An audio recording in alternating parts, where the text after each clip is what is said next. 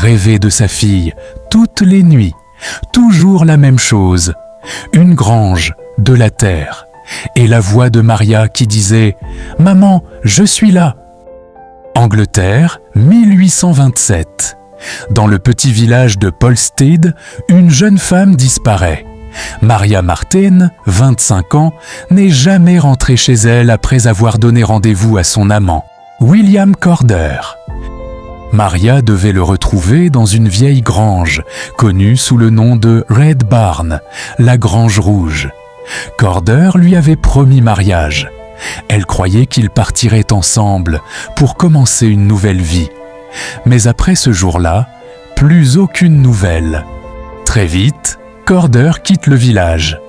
Puis, les semaines passent, les mois aussi. Personne ne revoit Maria. Mais William envoie des lettres. Il prétend qu'ils vivent à Ipswich, qu'ils se sont mariés, qu'elle est heureuse. Et tout le monde le croit. Pendant ce temps, la mère de Maria fait toujours le même rêve. Elle supplie son mari d'y aller. Avec quelques voisins, ils se rendent dans la grange. Ils creusent.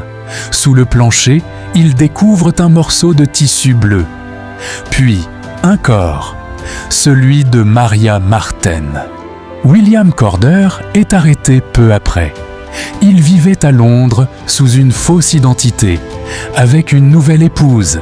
Chez lui, la police découvre une arme, une pelle, et les lettres utilisées pour duper la famille de Maria. Depuis tout ce temps, il avait nourri leurs espoirs avec des mensonges.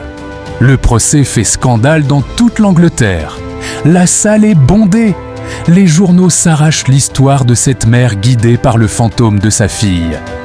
Le 11 août 1828, William Corder est reconnu coupable et pendu devant des centaines de personnes. Son corps est ensuite disséqué, puis exposé au public. Des milliers de curieux viennent voir le meurtrier du Red Barn. Son masque mortuaire existe encore aujourd'hui, conservé dans un musée britannique.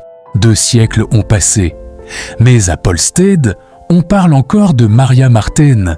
Sa mère disait l'avoir vue en rêve. Et c'est ce rêve qui a révélé un meurtre.